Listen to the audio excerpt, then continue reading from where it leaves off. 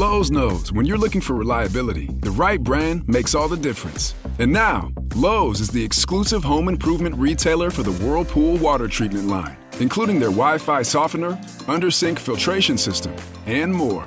With Whirlpool's proven performance and our everyday low prices, better tasting, better quality water is within reach.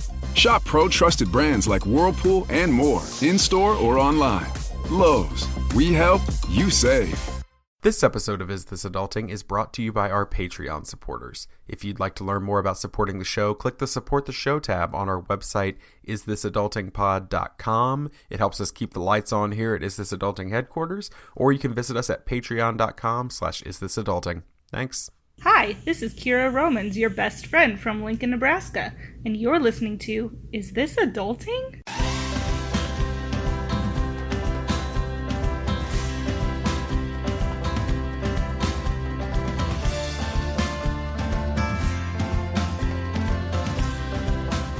Hey everybody, and welcome to Is This Adulting, a weekly conversation between two best friends navigating adulthood and our struggles with mental health as overgrown man-children. I'm best friend number 1, Stephen Pappas.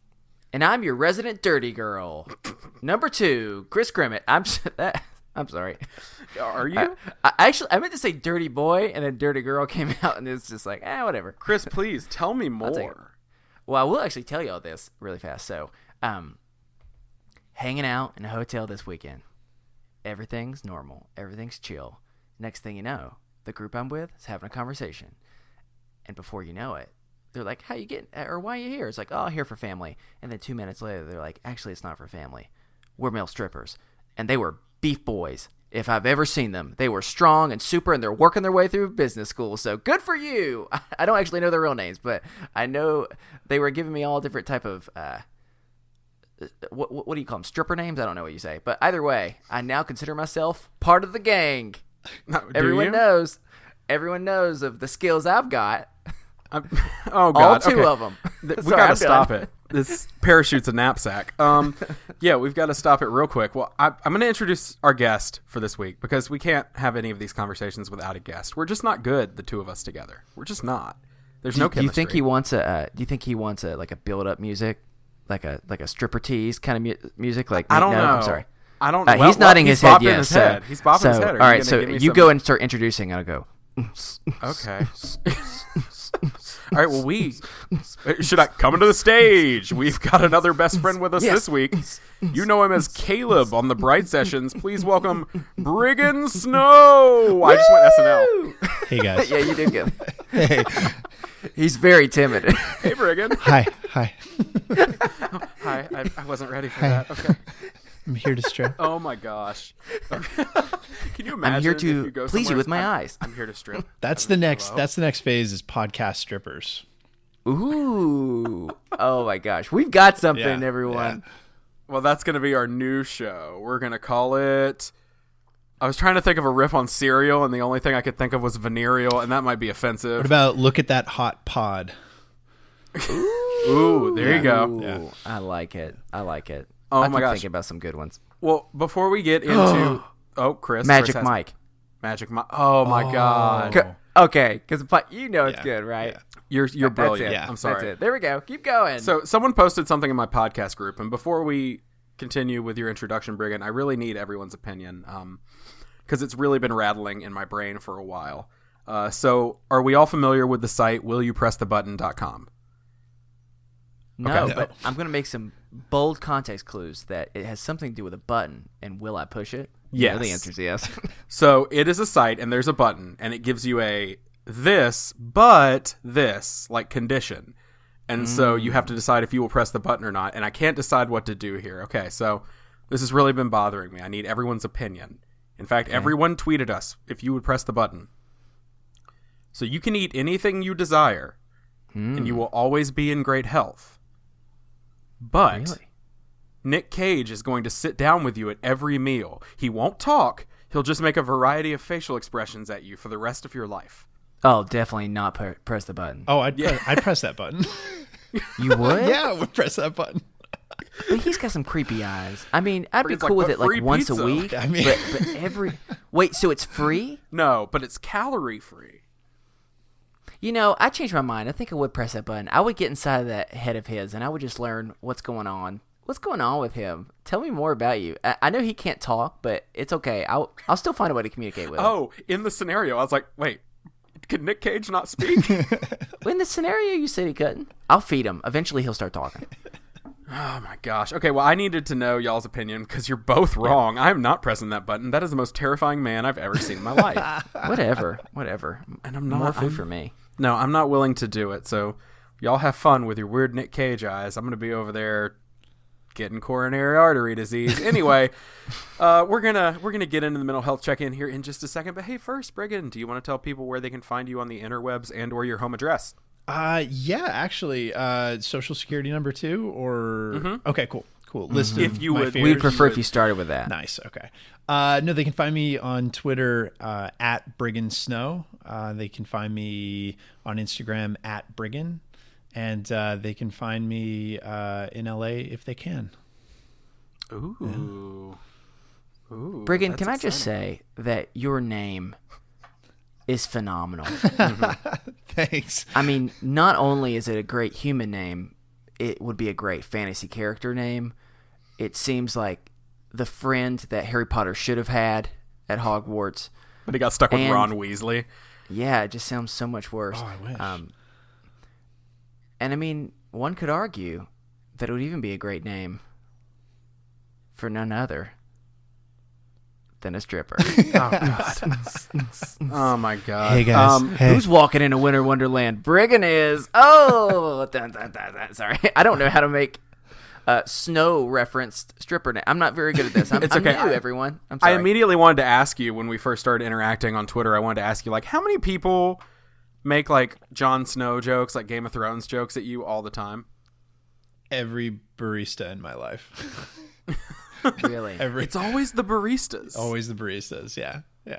But it's good. Always. Does anyone ever sing you, do you want to build a snowman from Frozen? Yes. No? Yeah. They do? See, these are all there we good go. things. When I was a kid, people would call me Yellow Snow or like stupid like kid digs and stuff. Yeah, they call me friggin' Briggon Yellow Snow, and I was like, cool, that's fun. Friggin' Briggon Yellow Snow. Yeah. Say that 6 times Yeah. fast. Oh my lord. Friggin' Briggon is definitely like your pro wrestling name. Yes, yeah. Actually, Briggon is, I think, one of the lines from the R. Kelly Ignition song. It's the frickin' Briggon, baby. I'm gonna have me some fun. Sorry. So That could be it my all started with R. walk Kelly. on music as a stripper. Oh my god, this is perfect. I'm sorry. What were we talking about? I don't know. I'm not going to make that joke. Anyway, well, hey, I'll tell you what we're going to talk about. It's housekeeping time. And everybody's like, what? Housekeeping? What's happening here? There's usually an ad here. Hey, we're going to take a little break from the ads for a while. They'll be back.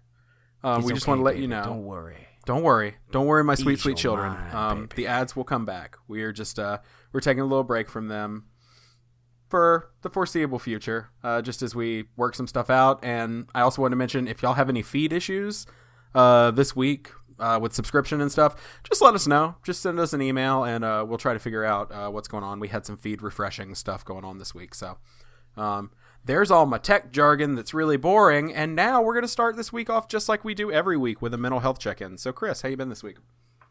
It's been a world of ups and downs here at Grimmett Farm. I don't like that. It's very Dukes of Hazzard. I don't. Yeah, them I'm just Grimmett boys were. I'm in such a. That is actually kind of a cool way of doing it.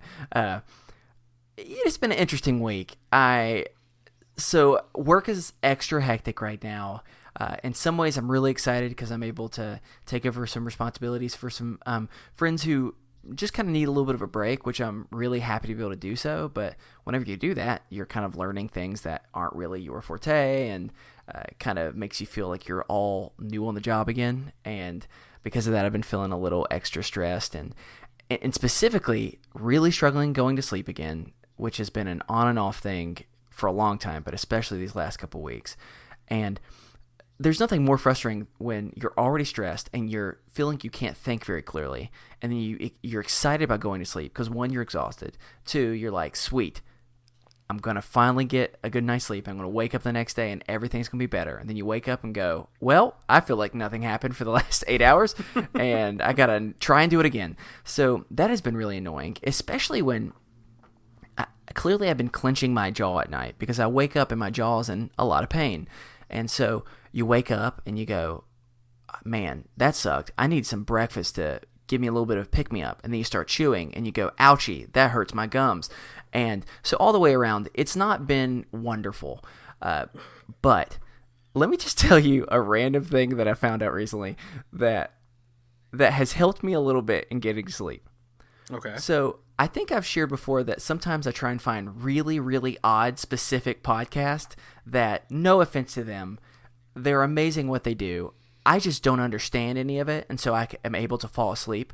I've recently found a new podcast. It's all about like I don't know what you call it, like aeronautics or like aerospace technology, where let me tell y'all, these people are so freaking smart. I know 1 out of every 9 words that they say, and because they're so smart and they're all like astronaut people, it's amazing how they talk so calm and so smoothly, and I fall asleep every time in less than like 20 seconds of listening to them. and I know that's not what they want, but if I can at least give them a download every single day, it's better than nothing. And sure, they'd rather be teaching me about space, but in some ways it's possible that they are, and I may be slowly becoming the world's rising aeronautics. No, I don't know if that's even a word. not. Clearly it hasn't worked yet. But hey, this has only been a few days, so I'm getting there. So I'm always looking for fun, new podcasts that I can support them while also acknowledging that I plan on doing nothing but using them to fall asleep because they're much smarter than me. So that's been my new fun thing, and it's actually made me feel... It's made a frustrating thing a little bit more fun. It's like a way to kind of take a little bit of the power back from like, screw you, insomnia, I'll find a way to beat you. And so all in all, it's that has been keeping me going. And like I mentioned before, this weekend I was out of town.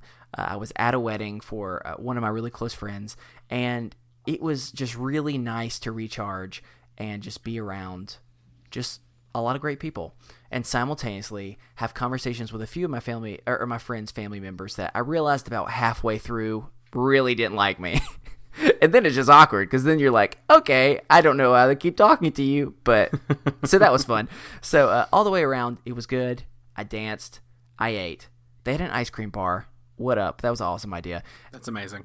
And so that's it. Overall, I'm feeling positive. So I'm glad to be here. Briggon, how are things going with you? They are good. I'm coming off of a pretty busy weekend, working a show, and it was crazy in the lead up to it and kind of consuming all my time. And now is sort of that drop off, sort of the day after. It was last night. It was the BBMAs, and you hit that drop off of like, okay, now it's back to pursuing some like projects that I've been developing that I have been developing before I jumped back into sort of this whole award show world, and now they're waiting for me, and they're still just as difficult as they were when I left them, and so I'd probably say it's a weird combination. I feel both exhilarated and absolutely exhausted, and I'm actually struggling to navigate in myself if I am feeling good or bad right now. I think it's a little bit of a mix of both. I'm sort of in a weird limbo right now at the moment, and that's frustrating me. So maybe not doing so great right now at this moment, because as sort of down the rabbit hole of figuring out where I'm at. But it's I'm beat. Definitely beat. I believe it. It kind of reminds me of a lot of times I feel whenever I've had a very extensive thing that I've been working on, or maybe like an extensive trip where I've been like every second has been surrounded by people and surrounded by a task, and then you're done. It's almost the dramatic change is like a complete culture shock. And for me, if it's anything like that, then I can understand and really sympathize. And I'm sorry that you're going through that, because it's both, I love having nothing to do now, but also I have nothing to do now. And so it's weird. The tricky thing was, is I have, again, I've been sort of developing these things, and one sort of like this baby project that I've been working on for a long time. We were going to be sort of getting into gear at this point, and somewhere in the middle of working on this show for the past couple of months, certain parts of it fell through. So now I'm on the other side of it, where it was supposed to be sort of momentum moving towards this goal of this one thing. And now it's kind of like, okay, now I've got the pieces in front of me. Now I got to figure out how to sort of regroup now that I'm re-entering, everyday life. So it's, it's tricky. Yeah. Well, I hope that you're able to, one, get some rest, and then two, find yourself some new momentum. Thanks. Because, I know that can be a rough area. So, Steven, how about you, man? Good, bad, both? Well, first I want to send just a word of encouragement to our guest. I can tell you one thing you got going for you, and that is your beard is what I aspire for my beard to be.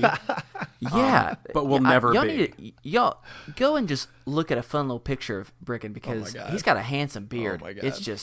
It's just real good. I mean, I wish I had that for the stage. Let me be honest with you. I'd be getting a lot more tips. I wish I had a legit beard. I have this little spotty, gross thing. No, anyway, you've got a good beard. Well, we'll see. I'm actually going to shave down part of it tonight. Don't tell my wife. She won't listen. It's okay. She won't know. Anyway. Also, you will have already have done it by the time that she would listen, so. Unless she hears me from the other room right now. Ooh, she's a spy. I know, she is. She's always been one. Anyway. I mean, things are okay. Things are looking up. It was a rather stressful last little bit, as I have mentioned, I think on 2 different episodes now, because it's been that many since it happened. I was like super dehydrated like a week ago. That's bad news. Might have been 2 weeks ago now. And then I had food poisoning this past weekend. That was pretty rough. Don't want to do that again. But yeah, it was just a lot of stuff, a lot of stress, a lot of things on our plate, business decisions, and I'm trying to get a job right now outside of this, working on finalizing probably a job and hopefully getting an offer here in the next week, that would allow me to continue to do this almost full time, but be able to have more input into our financial situation here. Like stripping? Yeah, cool. That's what it is. Cool. It's caught a very me. important job. Yeah, it is what it is. It's very tip based, but wait, did you say tip or tit? I heard. No, I said tip. Okay, because I thought that too, and I was like, well, if that's a joke, that's funny, and if not, that's also funny. No, that's not what. No, don't make me that guy. I don't know. You're the one that said it. Okay, well, I'm sorry. I didn't mean to say that, if that's what I said. Anyway, I don't know what that voice was.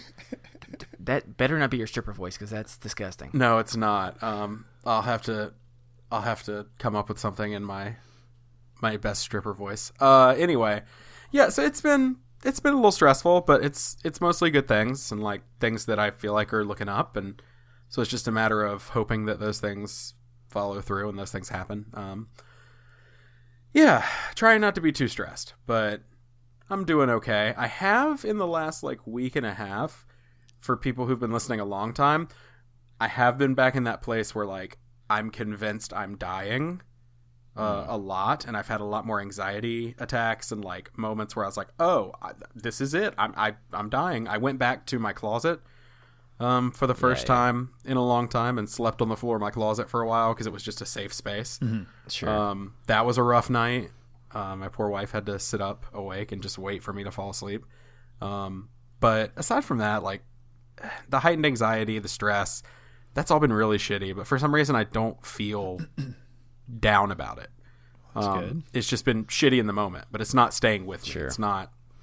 That's I'm good. not ruminating on it. Can I ask? Because there's this thing at the beginning of my acting class that I go to every week, that the teacher sort of point to everyone and say, like, say your name and what are you feeling, and it takes away. You're supposed to be like happy, sad, frustrated, whatever it is. And removing all those sort of mitigating words of like a little, sort of, and just sort of getting to the core of what you are in that moment. So, like, do you want to try this thing? Because I was thinking as you were talking, like right now, I feel anxious. But what at this moment, what do you feel? Well, I took a Klonopin earlier, so feeling chill. The anxiety has subsided, but I feel overwhelmed, I guess is the best word. That's good. Gotcha. Yeah. Christopher, how do you feel? I was trying to think about that. Just gut reaction. Don't think. Yeah. I'm copying you, but I would also say I'm feeling anxious. Yeah. Like just even as you were talking about that, like for me, I feel most of my anxiety in my chest, and I could just feel like the bubbles are coming. I don't know if that's the right way of describing it, but like the butterflies or whatever it is. Anxious is not bubbles. Anxious has always been like a good word for me in the sense that like it can fold in the negative stuff, it can fold in positive stuff. Yeah. I feel like a lot recently I've been feeling anxious for sure. Right. Yeah. Full spectrum. Yeah. I feel like that was me for overwhelmed when I said it. I didn't necessarily mean negatively. Yeah. I'm just kind of overwhelmed. Actually, no better word. Intimidated. There we go. Not by you, but by life. I get that. So that's my word instead. Also be intimidated. Still by me, bubbles. man. Just. Also, I will because of your beard. Yeah. I'll tag you with my beard. You can stash so many dollar bills on that beard. I'm so jealous. Oh gosh. So the Maybe I'll spit theme up is going to be everywhere, so my stripper bad. for this episode. Yeah, I know, Apparently right? so. Well, Oh I mean, my- I did literally start off by calling myself your dirty girl, which was not intended. That will not be so- the name of this episode. No, that's okay. Have you guys ever It's done on an just- episode the stripper name thing? The What is that? it's your first pet and the name of the first street that you lived on, and that's your stripper name. So I had a cat named Babsy, and the first street that I lived on was Ocean Street. So mine would be like Babsy Ocean, would be my stripper name. Ooh. Yeah. Chris? My first pet. Steven's dying. Mine sounds like a 1970s talk show host. Mine's like KC Barrett here with your evening news. Let's go over and see what the traffic report is. I sound what mine like I sounds. was a guest of honor at the royal wedding because, Let me hear because it. mine would be John Smith Sedgwick. Ooh, wow. Ooh. The I stories. like that though. Yep. My hermit crab. I had a hermit crab when I was 4. His name was John Smith. Smith. No, 5, because I was obsessed with Pocahontas. Of course. And so I named him after the terrible person who came and took land. Anyway, as always, if you have a mental health check-in you'd like to share, an idea of how we can encourage you throughout the week, remember, we're not professionals, but you can email us over at isthisadultingpod@gmail.com, and we will be coming up with a pretty new and interesting way of sharing our listener check-ins, so make sure you let us know if you want it shared on the show or not. That will be coming up here in the next month or so. And then if you also just want a place where you can talk to people more immediately, either about really something that's been on your mind, or you just want to post a funny GIF of something, that's welcome too. I have posted the video of the good boy, that very floofy dog that's just always telling you, like, you can do it. Yeah, I've posted that like 5 times, and, you know, on, I guess it was Saturday or Sunday, we lost an icon 10 years ago Saturday, which was Lil Sebastian. Lil Sebastian passed away 10 years ago, and so I posted a tribute video to Lil Sebastian. So, you know, it's just a matter of, you know, fun. Yeah, I know. 10 years. 10 years without that little guy. He's up in horsey heaven, though. Goodbye, little Sebastian. I was hoping somebody. I was like, yeah, he is. He's 5,000 candles in the wind. Anyway, yeah, but you can post that sort of stuff over there, too. So you can find us as the Is This Adulting Best Friends. All right. Moving on to the first topic. So something interesting has happened, everyone. For the first time ever, Chris and I's topic is a stolen topic from the guest, and then we're also doing a guest topic. We did it. Yeah, so we were real original, and we were like, "It's this week's the Briggon Show." Oh boy! So Briggon Show instead of Briggon Snow. Boom. Oh wow, that's not that good, but I No, still it's enjoyed not. it. So we took one of your two topics, and that's going to be our topic this week. We hijacked it, and then we'll do your second one later. So we are going to talk about sequels. Because Sequel. and here's the reason I wanted to talk about sequels. So on Friday night, my wife and I went and saw Deadpool 2, and so I had kind of sequels on the brain. And What? And Deadpool 2. was it good? Did you like Deadpool? Yeah. More of the same. Cool. Okay. It's just a whole nother. It's as good as the first one in my opinion. It's Oh. just, So you would say it's literally Deadpool 2. Yes. Like it's a really good. Okay, good. more Deadpool as well. Yeah, it's Deadpool as well. Everything. I was just like, yep, this is the same thing over again, and I'm happy with it. Nice. It's exactly what I wanted. But as we were kind of talking about what we were going to do as a topic, I was like, can we talk about that? Because I kind of have sequels on the brain now. So I guess this is the only time I can ever ask a guest this as we go into our topic. So when you came up with our topic, Briggon, what were you kind of thinking? Like, where did you kind of want to take it? Well, admittedly, like I sent you a few ideas, and again, my bandwidth has been just nothing this past week. So I was really struggling to come up with ideas, and I was looking around my apartment and just like lamp. Can we talk about lamp? Something like that. And I have a poster of one of my favorite movies, and it happens to be a sequel, and one that is not considered better than the original, but I like it more than the original. And it's Interesting. Whenever I like mention it to people, it's a little scandalous because like, really, and I love it. So the poster that I have in my kitchen is Temple of Doom. Indiana I was Jones. about to say, don't say Temple of Doom. And it is, I absolutely, ever since I was a kid, I love that movie so much. And like, I know, Why? I was really deep hoping down, you were going to say like objectively- Police Academy 6. Oh God, no. No, I know. That's like, what I was hoping objectively, it's not like superior to the first, and yet I have probably watched that movie 100 times to every once I've watched Raiders. Because I love that movie. So that's what popped in my head because I figured it's everyone has an opinion on sequels. So Yeah, Right, That and is true. I don't think just because a sequel isn't as good as the first one doesn't mean you can't love it. true. I would argue a sequel doesn't even have to be good at all for you to love it, and I think Usually Chris is a isn't. living example of that. Okay, are we gonna go and are we gonna get into this shit right now? Or Yeah, we we have are to go gonna on a get full into this. fight. All right, We're going to get let's into go this shit ahead right and do now. this. Let me make sure my headphones are on fully. And I think, was it Emily Reidner that was either on my side or your side? I can't remember. Well, there's one a of lot our of people who are mods. against me, but There are a lot of all people who are against you on me this. So shall Christopher become my enemy. is a big fan of a film franchise that I would argue 0 of the films are good. Better But watch yourself. You it's better the Fast and the Oh, Furious. I knew it. Okay, Briggon, where do you fall? Steven? Okay, yeah, go ahead. Go ahead, explain yourself. I mean, it sounds so terrible. I really don't like the movies. However, I get why they like. I've seen a few of them and they're fun. I like it, but like I know some people that like ride or die love those movies. And here's the thing.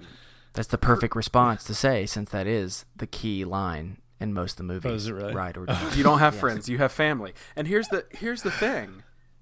Chris, I never ever have told you I don't like those movies. I don't like a few of them, but I don't like those movies. I just don't think they're good. There's a difference. You can like a movie and still not think it's good.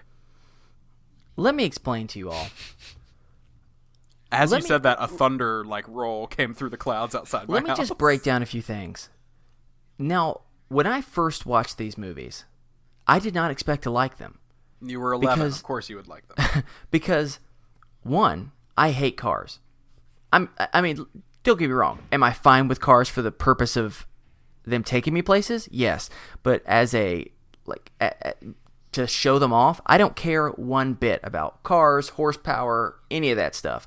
I'm driving around a freaking Toyota Prius, thank you very much, and I'm cool with it.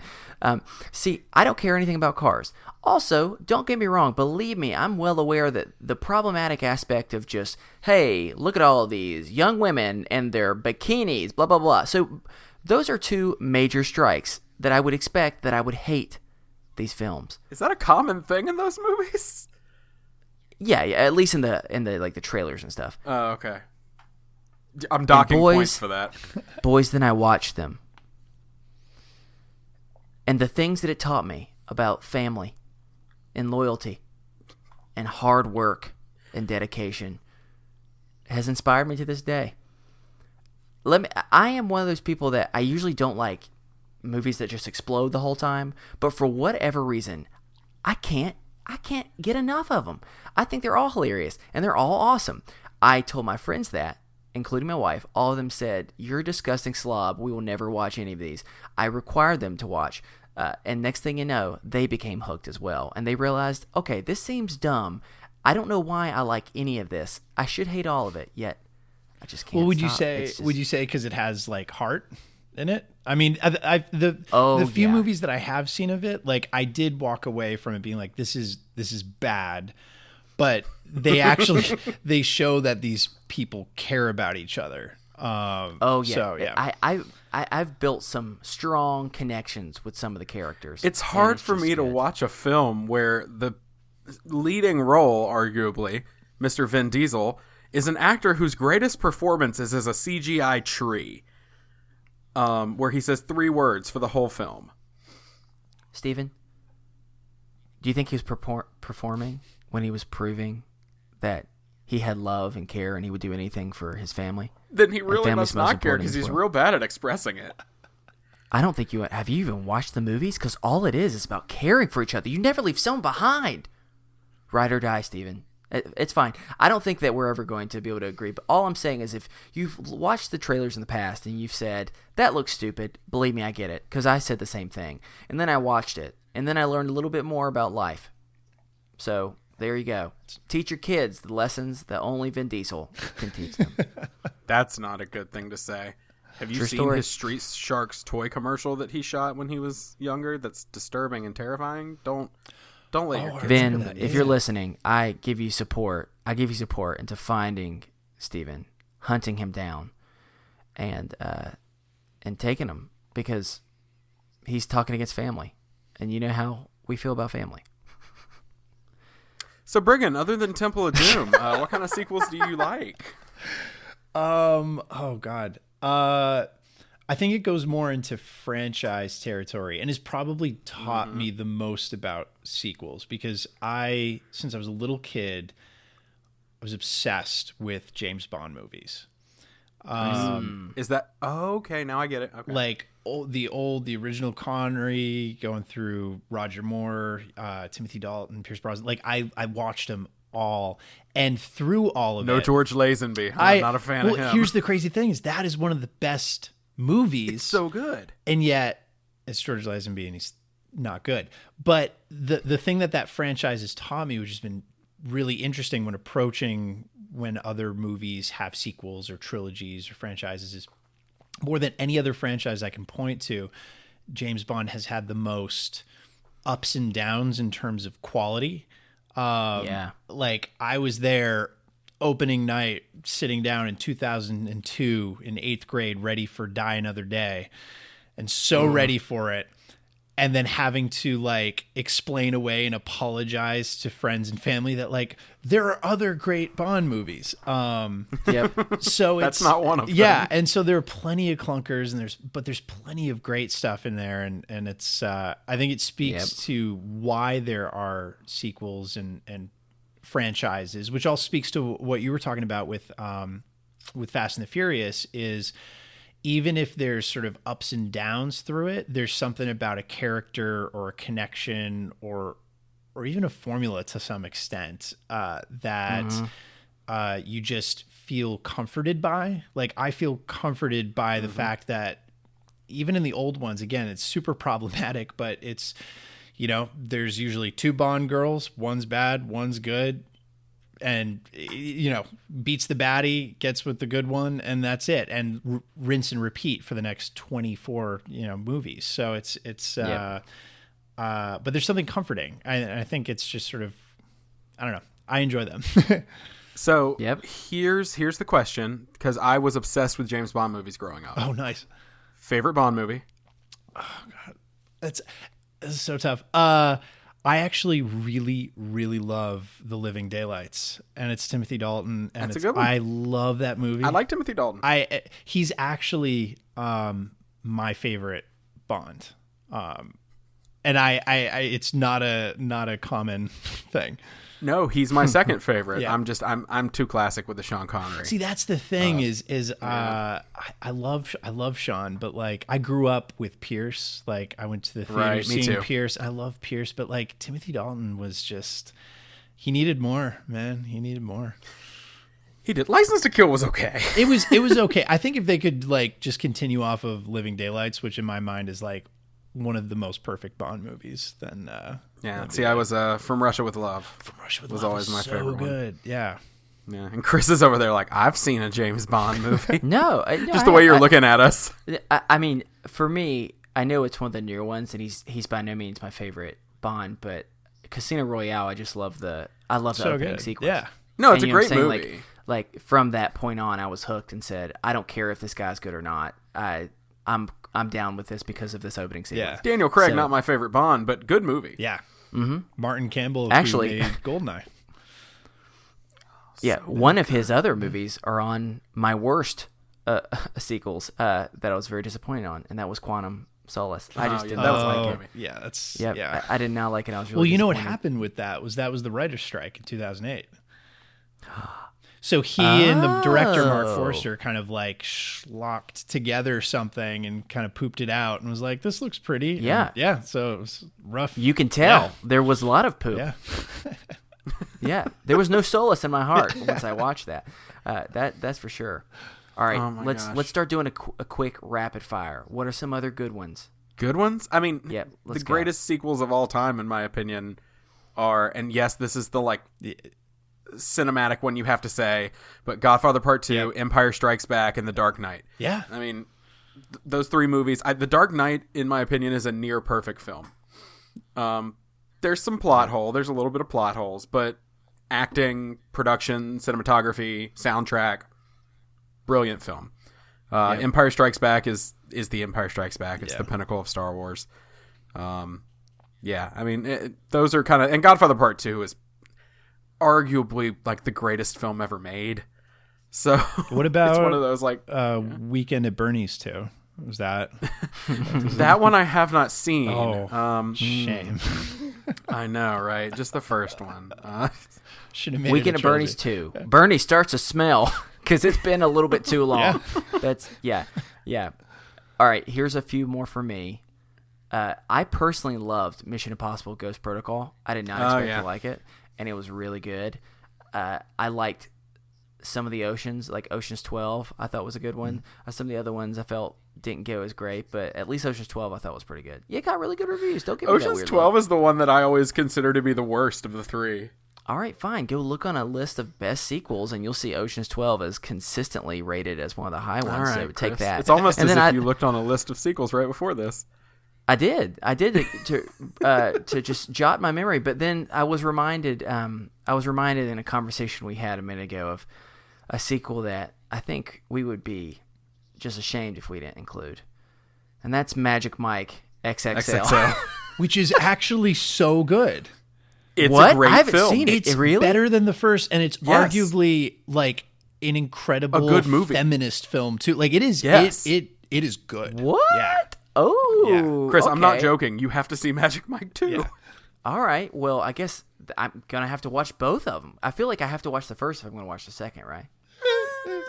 I mean, watch both because they're fun, but yeah, they are fun. The second one's like a good movie. The first one's fine. Yeah. But so I mean, what is like? Okay, I know that there's dancing. I know there's weenies. I know there's sexy music, club bops. What else is going on in that? So I should be aware of. I mean, is it good plot or is it mostly just good abs? First one, yeah. First one, plot, not great. Second one, interesting plot. Enjoyed it. Matthew McConaughey. I'll have to get back. I'll have to see. But Magic Mike XXL, I thought it was both a funny joke, but apparently it's actually a good movie. Yeah. So bam.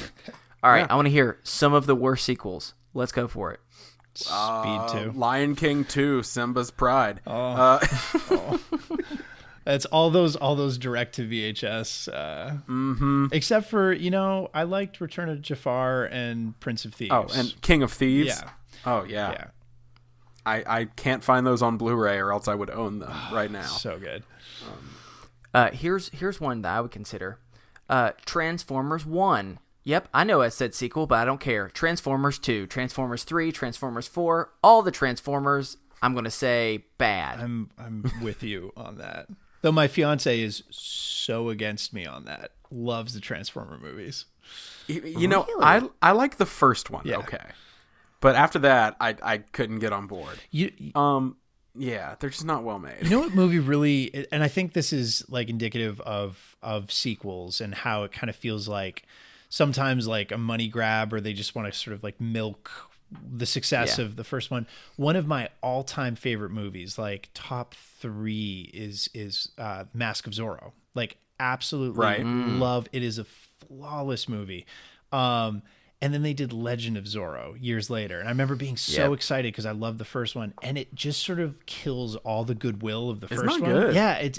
I hate when sequels take something that is so great and just ruin it.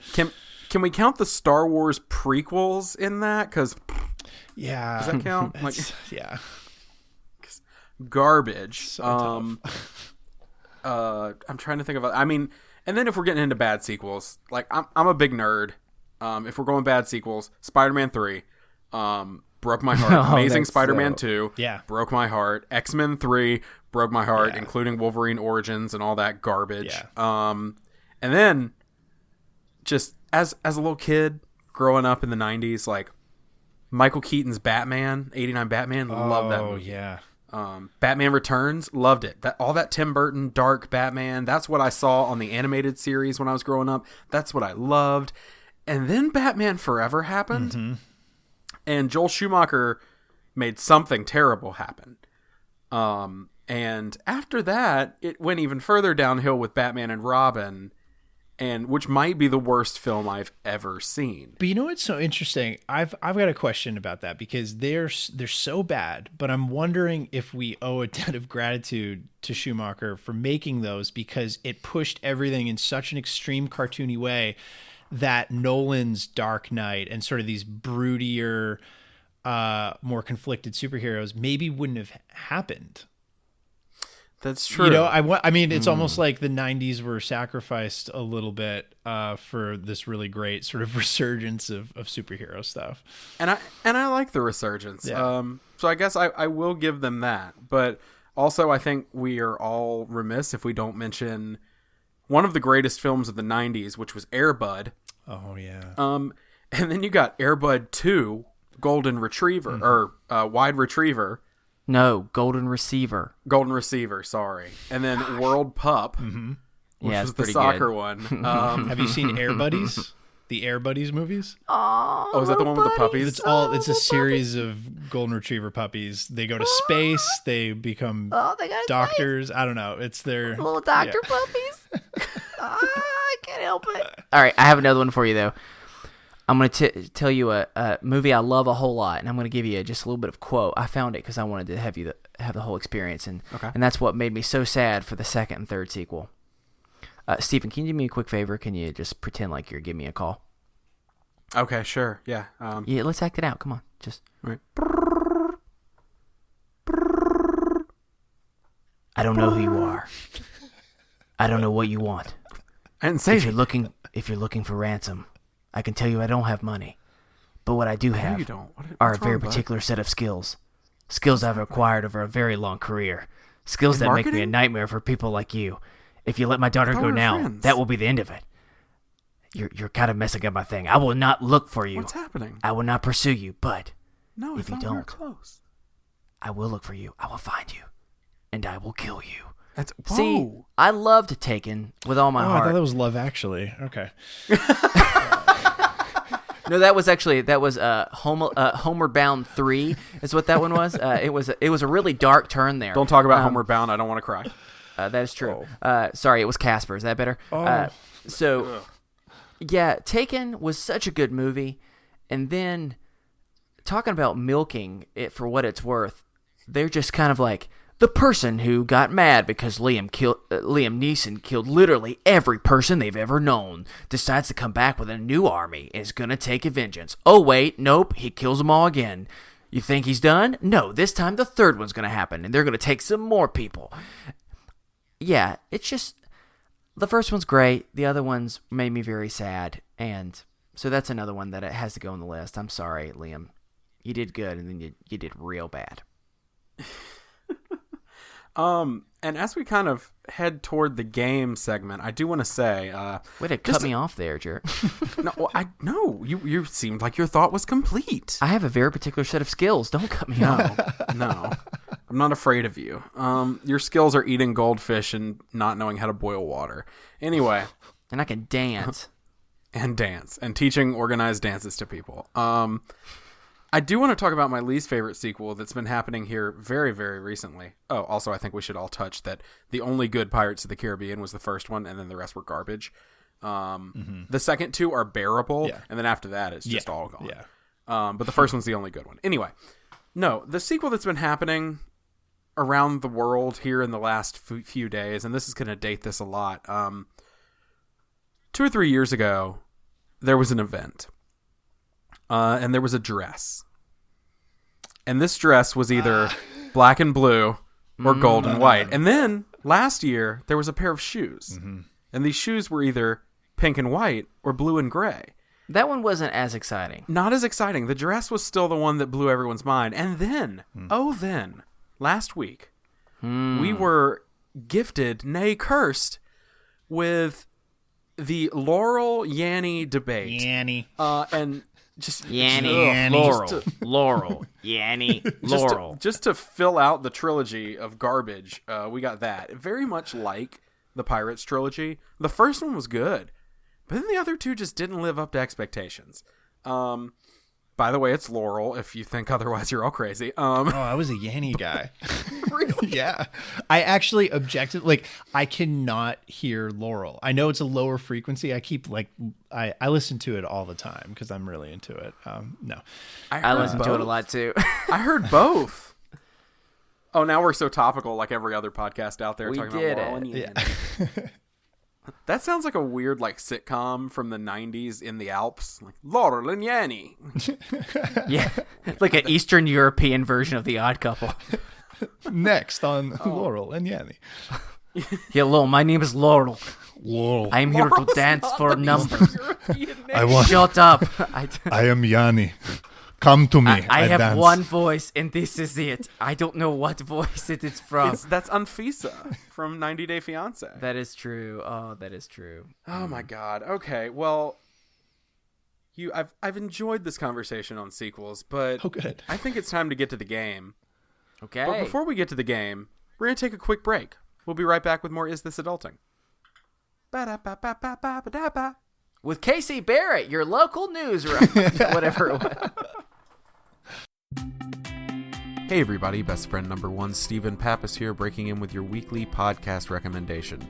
So this week we're recommending the Hamilcast, and yes, you all know my obsession with Hamilton, so this was bound to happen sometime. In this American podcast about an American musical about a bastard orphan, your host Jillian Pensavalle talks to her co-hosts and guests about all things Hamilton, including how it brings people together, how we find Ham references in everyday life, and the general brilliance of the show, from people actually involved in the production, to the minds behind some of the best social media accounts inspired by Hamilton, to teachers who use their music to get students excited about history and everything in between. This show has had on everybody from Anthony Rapp, who originated the role of Mark in Rent, to Lin-Manuel Miranda, to Christopher Jackson, to just all these wonderful people involved in the production of Hamilton, and it's been incredible to listen to. So definitely check it out if you're a Ham fan, and hey, if you're not, What are you doing? Go listen to Hamilton. It's so good. Yes, I know. Everybody's been talking about it for like 3 years now, but that's because it's amazing. And hey, we have a Patreon bonus episode where I wax poetic on Hamilton for a while. So definitely go check that out. You can find it on Apple Podcasts or wherever you get your podcast. Back to the show. I'm such a mom. I'm like, everybody okay? Anyone need tinkles? You guys? Tinkles. Tinkles or sprinkles? Just let me know. Oh, God. Okay, we're back. I'm going to leave that in. Okay, oops. We're back and it's game time. Hey, Chris, what game are we playing this week? I don't know, but I'm going to lose. That is probably not true. I didn't weigh this one against you. So, yeah, I did the game this week, which is out of the ordinary, and I've kind of realized I kind of like doing the games, even though my games aren't as fun as Chris's. My games are basically all a variation of the same game, where I give you two things and you tell me which one is real. So, I was inspired by you, Briggon. You playing Caleb on the Bright Sessions. You're an actor. IMDb should totally recognize your credit. Just saying. Thanks, if you're listening, IMDb, do that shit. But you acting and like, I'm sure you as well as us, you know, we were in high school theater. All of us come from a place when we've done some acting, some performing, some entertaining, where we've maybe had to do some things that we weren't proud of. We maybe have some projects we wish we had never done. And so we all come from humble beginnings, but sometimes we fall. And so this is a game I'm calling Bumble Beginnings, which is the worst name in the history of game names. Bumble Beginnings? Bumble Beginnings. Hey, Chris, it's still better than Human Thesaurus, which was the name of your game last week. That is true. Hey, I or 2 weeks ago, even though yours had a catchy jingle. Yep. But this one, so what I've done is I went for this version of it, I went with actors who fit into that millennial range. So people similar to us in age. Okay. And anyone who's like, oh, not to me. Remember, millennials are anybody who was born between the year 1980 and 2000. So you're still a millennial, whether you think it or not a lot of times. Some sociologists actually say it goes back as far as 1976. Anyway. Wah, wah.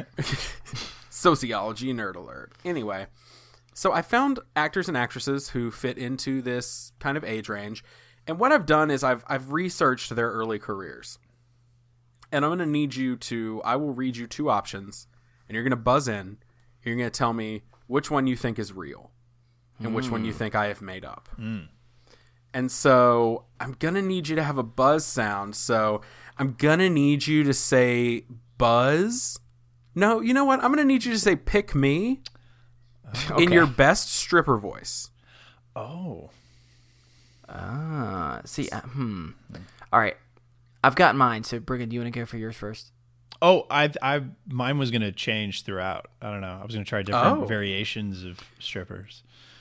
I'm going with a body positive version where everyone always thinks of young, buff strippers. But what about those who are just trying to get by and they're in their 80s? So I'm going with pick me. I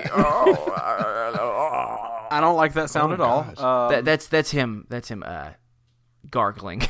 So. Also, if we have any listeners that strip or are exotic dancers for funds, we're not making fun of you, I promise. Oh, it sounds like we are. Me. Yeah, that is not the intention. No, not at all. Respect. Okay, Briggon, do you want to give me just a sample of what one of yours might be? Maybe I'll do like a Svetlana kind of thing, like pick me. Ooh. She's got a deep voice, that Svetlana. Oh, yes, pick me. Oh, gosh. You think she's got a body? What about me? Oh, that was him standing up. It's a very painful experience to watch him.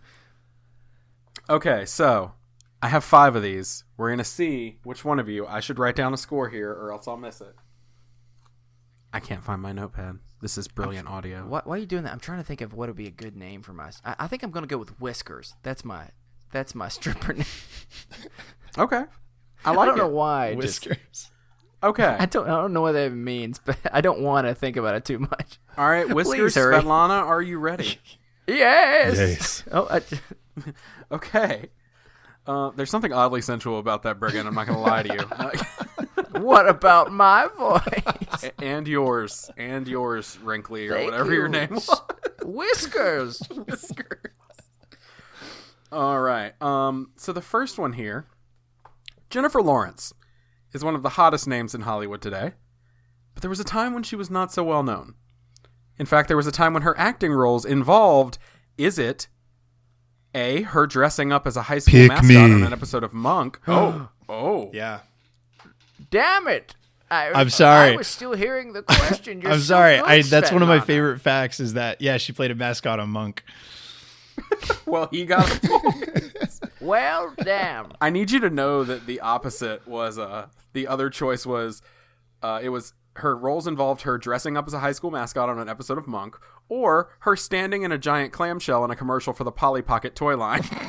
And I'm really bummed. Oh, I'm sorry. You know what? From now on, you don't get to do that. You have to hear the whole Suck thing. it, Svetlana. Fine. You have to hear the whole thing because Briggon's too smart. And I'm actually going to send you an image here in the chat so that you can see this. Can I do that? Just Jennifer Lawrence in all her mascot-y glory. I have a lovely There gift she there for you. is. I'll Can't be tell honest what with she you. is. This entire time, I thought you said Jennifer Gardner. No, So that Jennifer was a Lawrence. surprising thing to see. As soon as I saw a picture, I went, that's not the girl from Freedom Riders. Oh, That's not the girl. Jennifer Garner's not from Freedom Riders either. That was Hilary Swank. Oops. With my old age, I can't remember what I'm doing. Oh, God. All right. So Briggon is up 1 point, but it's still anybody's game. Clearly, All right. I'm going to lose. Probably. It's probably because you're focusing so much on that voice, bud. Maybe. You're being such a goof. All right. So before she was the mother of dragons, Amelia Clark was preparing by becoming the mother of raptors. She starred in this dinosaur film titled, is it Triassic Attack or Dem Bones? Pick me. Christopher. Inspired from my own lack of calcium, I must go with Dim Bones. Them Bones is a spiritual, which is Oh, actually the song, oops. the knee bones connected to the leg bones. That's Yeah, why that song. sounds familiar. Yeah, it is not Dem Bones. It was Triassic Attack. And Well, that's the song I danced to, so Dim It is- Bones. it is a story about her and her friends being locked in a museum where the fossils come to life and murder them. So I am now going to send you just an image of her in that film. This is Hilary Swank? No, no, that's not Hilary Swank. Wow, yep. So now you can Oh, see wow. That Amelia sounds so Clark good. there. Very young Amelia Clark. And we will put all these images up on our show notes as well so everybody can see them. All right. So, Christopher, you got that wrong, but Briggon didn't get a point because nobody got it right. So Briggon's still up Shuck by it. 1. Yes. Oh, well, actually, considering what voice I'm doing, I maybe should use a different phrase. Oh, I don't like whiskers. Get It makes me away, uncomfortable. dummy face. Okay, All right. I'm done. Keep going. Number 3. Emma Stone may have won 2 Academy Awards, but she started out doing award-deserving voice work. Early in her career, she voiced, was it London Tipton's beloved dog on The Sweet Life of Zack and Cody, or Shrek's niece, Femina, in Shrek 3? Pick me. Briggon. Shrek's niece? No! Oh, no. Are you serious? She voiced London's dog on The Sweet Life of Zack and Cody. And I feel really bad because I before we even watched talk that show. about that- before we talk about that, I think I need to let the entire audience know that whenever Briggon goes to select or to buzz, he is truly. I don't even know how to like his spirit is taken over as Svetlana, and it's not just the eye. It's not just his voice. All of a sudden, his eyes change and they get sultry, and every time I know he's about to say something, his eyes get like that, and then I'm just so like, oh, that I don't know. Are you doing that just to throw me off? Because it's working. That is how I hypnotize you. Oh God. I unfortunately do not have a picture of this one because It wouldn't look like Emma Stone. It would just be It's a dog. But she did voice the little Pomeranian that London carried around with her everywhere. Wow. All right, so going into the 4th out of 5, Briggon has 1, and Chris, you have 0 still. But there are 2 more. Going strong. Anyone can win. All right. Number 4. She may be fighting for freedom of the galaxy with her leading role in the new Star Wars trilogy, but Daisy Ridley has always cared about helping people in need. Early in her career, she was in an instructional video series about how to spot food addiction, or an instructional video designed to teach people CPR. Pick me. Pick me. I did it. I think I might have got it. I think it was Chris, but that was close. Well, as an expert in CPR, because I have it happen twice a week on myself, I'm going with that one. Well, Chris, you've made it interesting because that is correct. Boom goes the dynamite. So, I'm going to send you an image of this because I have to. And I hope you enjoy it.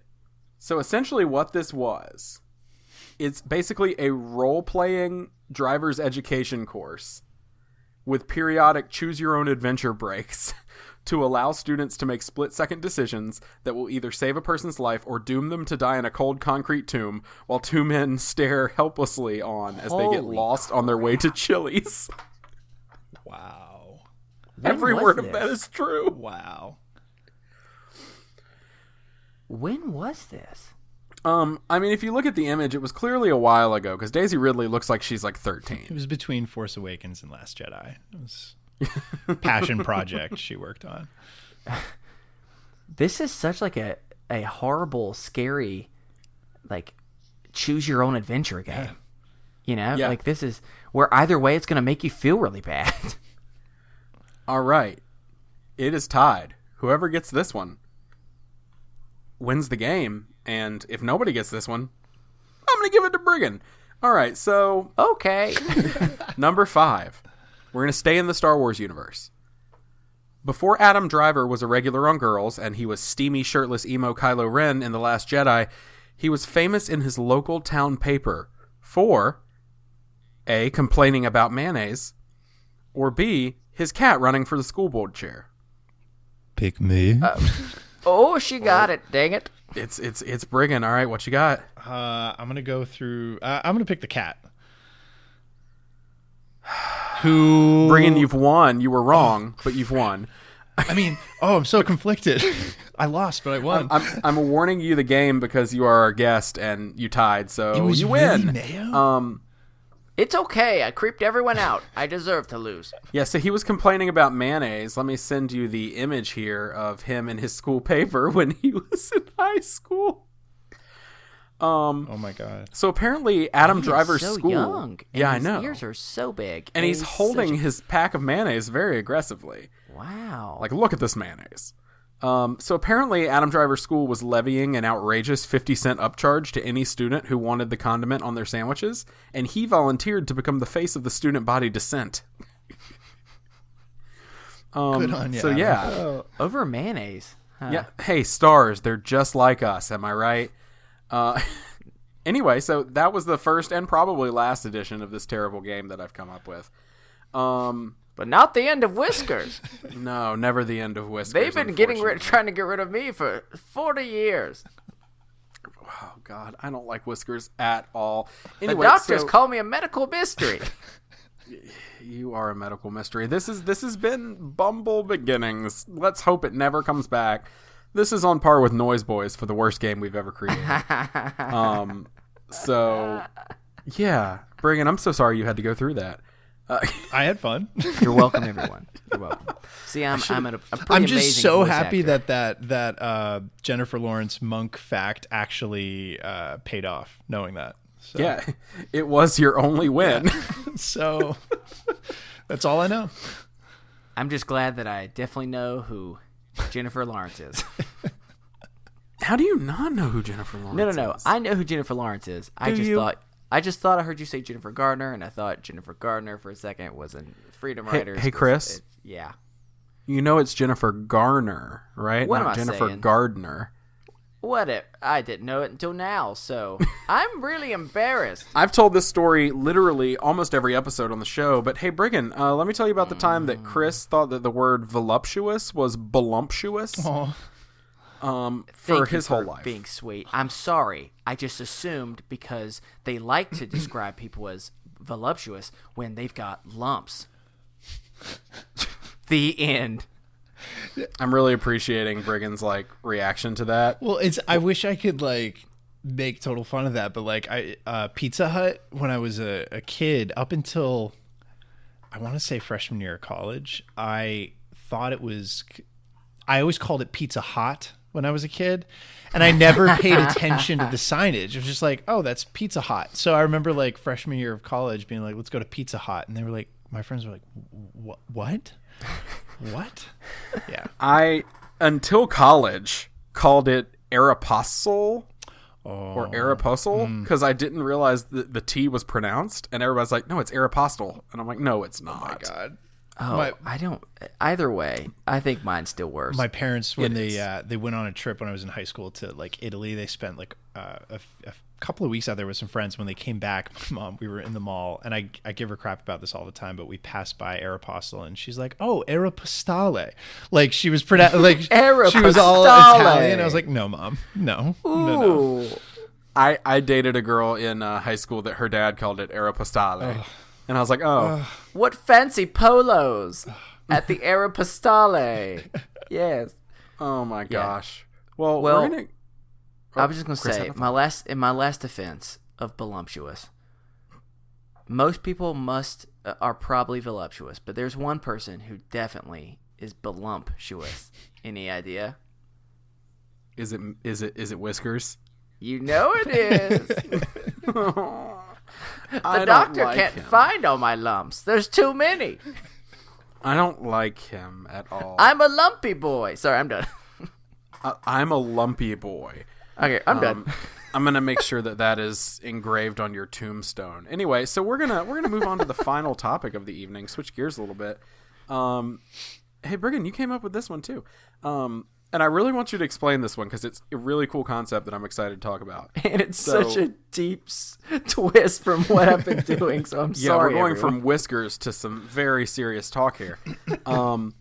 So you threw out the idea of materialism, and I was oh, materialism. And I read what you were describing it as. I was interesting.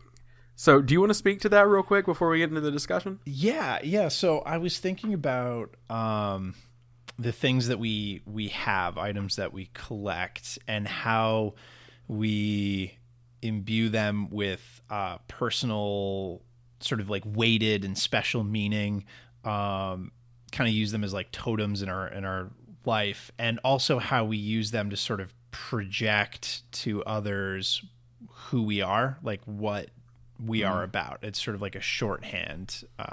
So you walk into my apartment, you see the specific wall hangings of movies or things that I like those are carefully curated to tell you at a glance who I am. But the reason that I this came up was or this version, because I was having issues with again coming up with topics, but I really, really struggle with throwing stuff out. I'm not necessarily a pack rat, but if you give me something, then all of sort of the personal meaning and love that came from that, I feel if I'm throwing that out, I feel I'm throwing out that love and that meaning. So papers, stupid things. I hold on to things, and it takes a lot for me to get rid of. So that was sort of the main sort of idea. Yeah.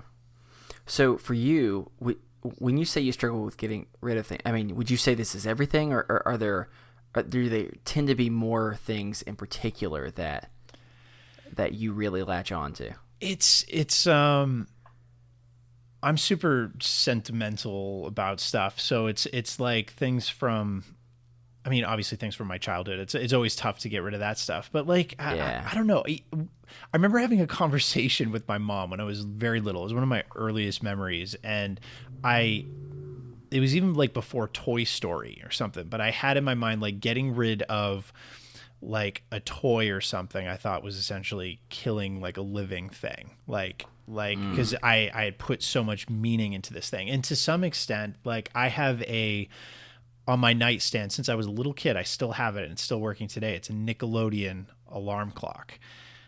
With like the slime and everything, and I've had it forever, amazing. and it's still working, and it's an amazing thing. And it kills me to think of like someday when it is busted or I have to get rid of it, because there's such a level of importance that I've put into that. It's almost, again, like when I talk about things as like totems, things that represent memories or it was sitting on the nightstand beside me when, this happened, or like anything like that. So I just put a lot of meaning in things, and it's not necessarily like materialism and sort of like money and showing off. It's I just, the thing that's sort of tied in with it is what I really care about, which makes it hard to sort of get rid of stuff. Yeah.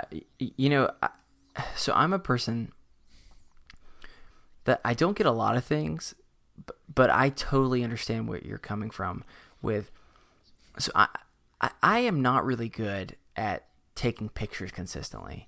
I'll be in pictures if someone, like says, hey, let's take a picture together or whatever, but I'm really bad at taking pictures to serve as like a placeholder as that memory. So because of that, I think I really attach certain items to like a location or to a relationship that I have. Like when you were talking about things from our childhood, and one thing that my wife, totally understandably so, has said, hey, we should probably get rid of is I have a lot of game systems from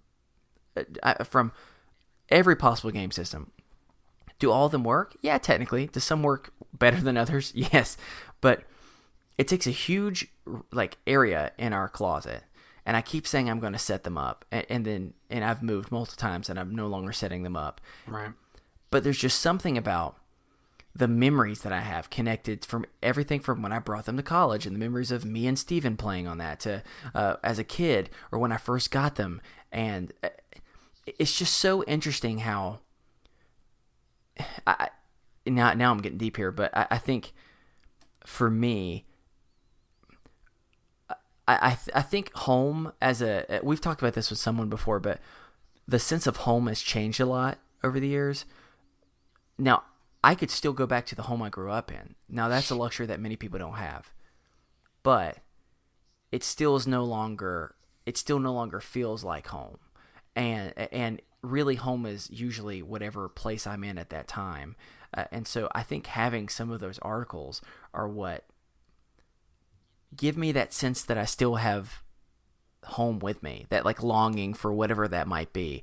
And it's great, but it also sucks every time you move or something and you realize I have all this stuff that I'm not doing anything with, but also I would have a weird like session of mourning if I had to get rid of it, So I'm with you. And it's so, I think it's both so cool as well as,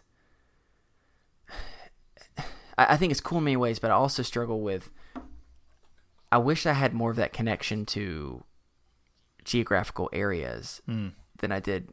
But I think it's because how often do things change? I mean, the freaking place I live now, there's all these new buildings that weren't there when I first moved in, and so it's almost not recognizable. So I guess maybe that's the reason why we hold on to things that haven't changed, I mean, Steven, what about you? You collect all types of stuff, so I know that you struggle with this.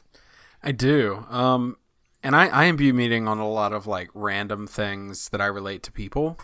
Mm-hmm. For instance, like I think I've mentioned this before on the show. When my grandfather passed away 3 years ago, he had this jar that he kept on the back of the stove. It was a ceramic jar, and it said grease on it. It was like a piece of pottery that had been made like somewhere in the South. And when he'd make breakfast in the morning with me, and I'd always grow up making breakfast at 4:30 in the morning. Wait, the country grease or the thing grease? Bacon grease. Okay. Yeah, no, I didn't know which grease was on the can. Yeah. Grease. No, not my Greek grandparents. Well, considering you're Greek, that's why I am was Greek. wondering. Yeah. No, my Southern grandparents. He would always pour bacon grease in there and then use it as butter, essentially, for other dishes and stuff like that. And I remember cooking with him in early mornings when everybody else was still asleep. And like, so like for me, when he passed away, my grandmother's like, what do you want? Like of his things, is there anything that means a lot to you? And I was like, I want the jar. Yeah. And she was like, what? Yeah. I was like, I want the grease jar. And she was like, okay. And so I have that hanging on a shelf in our living room, and I look at it every day. I've got that in there. I have his chair too that I grew up watching baseball games in. Like I have that same chair. Same with my dad. When he passed away last year, or I guess he almost 2 years ago. No, year and a half. Anyway, I ended up with a lot of just stuff that I kept for needing to keep it.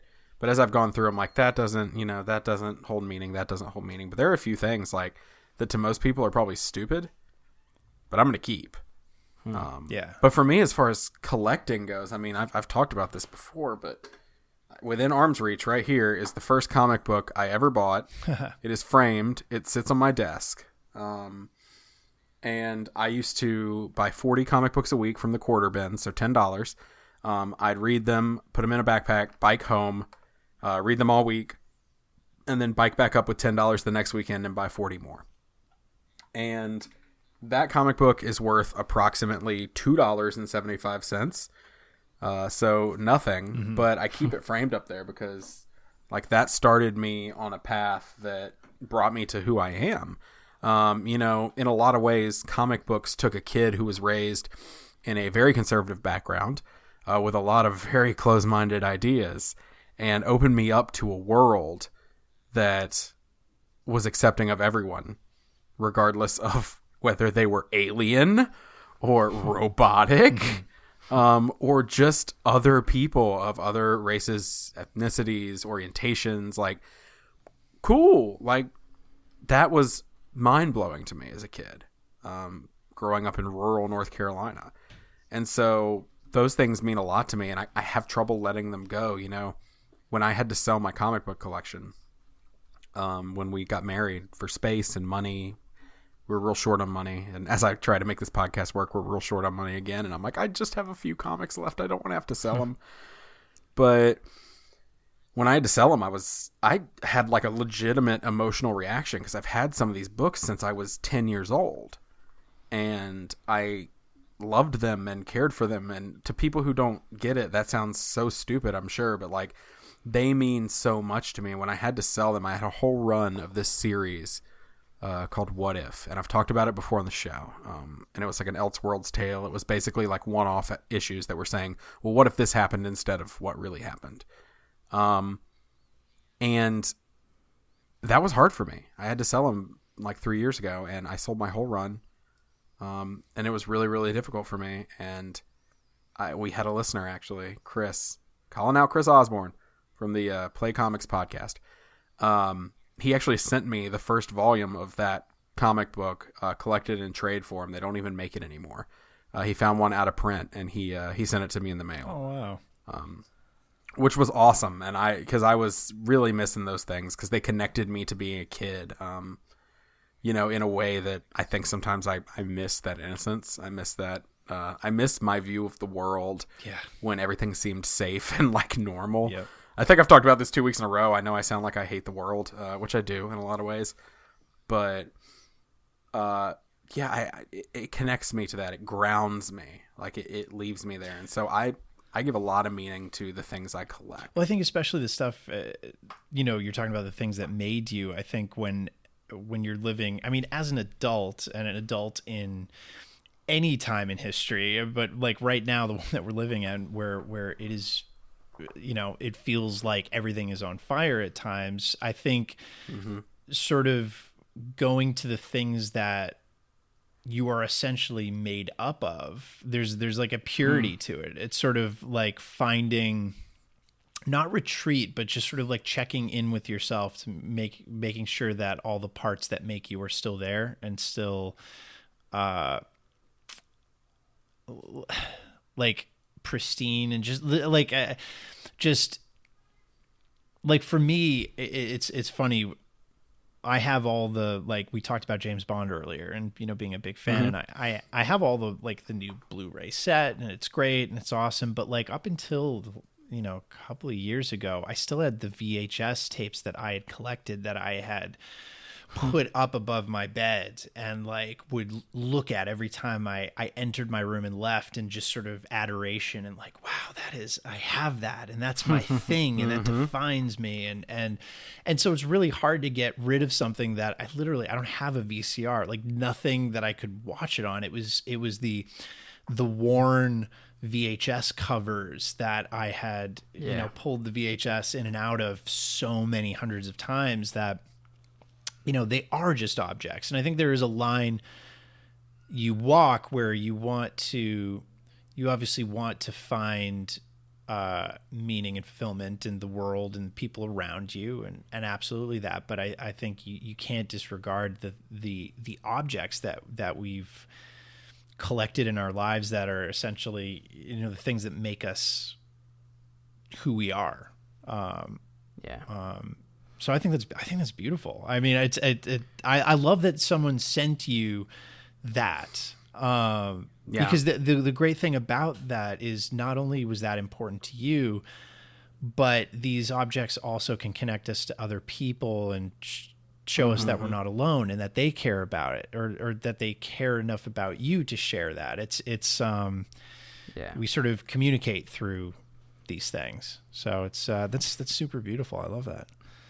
Have you ever thought about, so a very popular show for many years, and I know it's still technically on, I think, but I don't know if it's still popular, but it's the show, it was like American Pickers or something, where it's two guys going and finding, as they would describe it, like hidden gems in like old storage rooms or whatever it might. But at the same time, for me, I've thought before about all of those things. Yeah, maybe a lot of it happened to be things that just was in the closet that just kept getting bigger and bigger and stuff. But it is crazy to think that there are things that are very important to me that will, whenever it's my time to like move on, it won't have that same meaning for other people. I've been given like family heirlooms before that I feel torn to where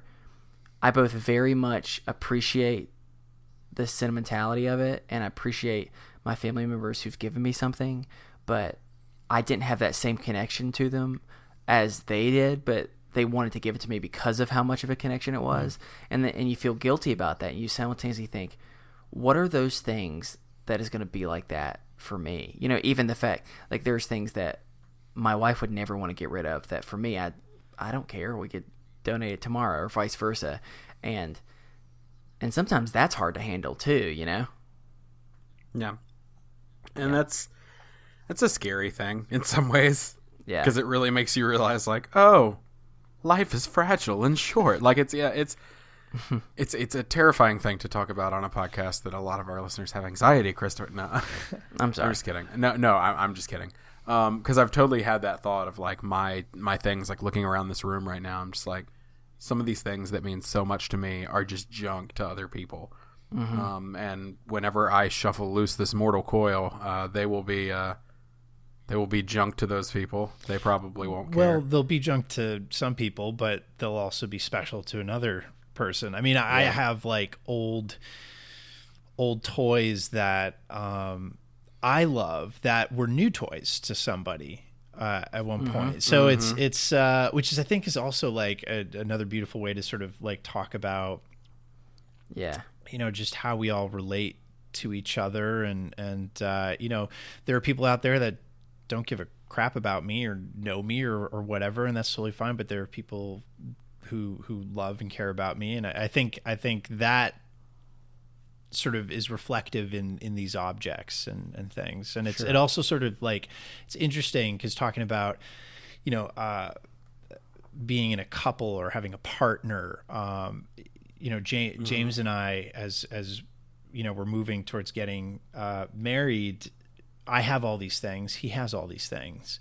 And So then when you sort of put a life together, create a life together, those almost represent sort of parts of you that you like, because we're getting rid of some of our stuff and we have new stuff that we've gotten together, and like there are important things that I still have and important things that he still has. So there's a level of not necessarily compromise, it just feels like evolution. There are certain things where you have to let go of certain things to create new memories and meanings in whatever you do with your partner or collect with your partner. So it's I don't know, it's I can sort of track my life through objects. And I know it's really kind of weird and it sounds like that's the only thing that I'm putting meaning in, but I get it. Yeah, it's these sort of like lifelong totems that sort of carry you on through your life, and it evolves and changes. So yeah. Like even one I've seen a lot is like people, I mean, I used to do this all the time too. You just keep so many t-shirts from your past. And then there's those people who come up with a cool idea of how can we still remember it, and so they make like a quilt or something out of them, which is always, that's a cool way to be able to continue to remember. Or what was from the Queer Eye show where they took that guy's dad's clothing and made a quilt, and I boohooed. That was freaking amazing. So, and I think so many cool ideas. It have that idea of having totems to like document your life and like remember things and times in your life and points, like that makes a lot of sense to me, because like anytime somebody looks at me, because Briggon, you can't really see, but I have tattoos. I just hit my mic. I have tattoos up and down and all over, and anytime somebody's like, well, what are those going to be like when you get old, or what if you regret getting that later, I'm like, I've never gotten that, because in my head I'm like, this represents a moment in time, this represents a moment in my life. And while it's not really, I guess, material, but it is something that I can hold on to that reminds me, like, whether it's, you know, I got this huge Spider-Man piece as a memorial to my dad when he died. I got this tattoo with Amanda because our listeners supported us on Patreon, and I bet them that wouldn't happen. And so now I did. So it's like these little things in my life that were just moments in time that I either relished or suffered through or did something. Like, to me, it's documenting, and so having items that do that makes total sense to me. Well, what's amazing is how you're saying that is I've always seen, and this isn't a new thought, and you know, it's in movies and books and everything, but like our humans are storytellers. We live and communicate by stories. So it's the idea that a tattoo or an object, or you know, I'm seeing sort of a little bit of the room behind you, and I imagine when you look around, you could point to every single item and say, this was from this time. I was probably feeling this way, and this led me to this thing. And that's like and there's a story behind everything. And I think actually it's cool, because this conversation has sort of like brought that out in my mind. It is all story. It's the story of your life. It's what's important to you. And it connects you, like you said, with people. Like as we're talking, I'm still looking around, because my office is very busy. And as I'm looking around, I'm looking over, and on the top of my desk, I have my dad's roll top desk that he had, which is another thing that I'm super attached to. But he had that my whole childhood. His great grandmother bought it, or his grandmother bought it for him, my great grandmother, and like I was never allowed to go into it as a kid. So now I'm like, oh yes. But on the top of it, because it's a roll top, there's a shelf kind of on the top, and all the way across is pop vinyls and stuffed animals and drawings and postcards and letters that listeners have sent to us. And I've got them all there, and I can look at almost every single one of those and tell you how I was feeling when I got it, the emotional response I had when I got it, and who sent it to me and why. And like I get all emotional and boohoo, and it's just one of those things of like, it connects me with those people and those moments in my life. And it's a really cool thing. I love that. This is, oh God, I just want to sit and talk about this all night. This isn't a good conversation, but we need to let you, big thunder roll. That's my cue. Well, we're going to wind it down, but if you would like to send us a topic for discussion or a mental health check-in, or if you have anything else on your mind, we would like to remind you we are not professionals, but you can send that to us over at isthisadultingpod@gmail.com. You can follow us on Twitter, find us on Facebook, either at our Facebook page, facebook.com/isthisadulting, or over on our Facebook Best Friends group, which is the Is This Adulting Best Friends. And Steven, I think that a fun thing would be, I want to see people post in our group some of the items. things the items that they hold of just extreme value that for whatever reason. I think that's a cool way to kind of absolutely post pictures if you got them. People, so yeah, post pictures if you got them. If not, or if you're not comfortable sharing pictures, just tell us. You know what items in your life you have meaning to. Either they remind you of a person or a moment or a thing in time. I think that could be really cool. So that's or even stuff from your past. Because, I mean, heck, you said you talked about one that was important to you, and one of our best friends was able to get that to you. So that'd be a cool thing if someone's looking to be like, I have one of these, and I need to get rid of it. I think that could be a cool thing, too, to be able to let it continue to live on. What If comics or Saga pop vinyls that you need to get rid of, they can live on through me. You can send that to us at P.O. Box 1441, Matthews, North Carolina, 28106. And also, Briggon, you said you're getting married. Yeah. Congratulations. Thank you. Thanks. And we will be awaiting our invitations at P.O. Box 1441, Matthews, North Carolina, 28106. I mean, I don't want to ruin my surprise, but you've got some entertainment coming. And come to me, Whiskers. He's 80 years old. He moves very slowly, and nothing about it will be attractive. It's going to happen. Anyway, yeah, where was I? You can follow us on Twitter at @isthisunderscoreadulting. Find us on Facebook at those places we already talked about. Or and hey, Whiskers. And Whiskers. We're going to set up a Facebook account for Whiskers. No, we're not. We're not doing that. Yeah, let's not do that. Let's not do that. But also, something you could do real quick. It takes like 5 seconds. Just subscribe, rate, review over on Apple Podcasts or wherever you get your podcasts. That really helps us out and helps more people find our happy little corner of the internet. So that'd be a fun thing. And hey, tweet at Briggon. Tell him congratulations.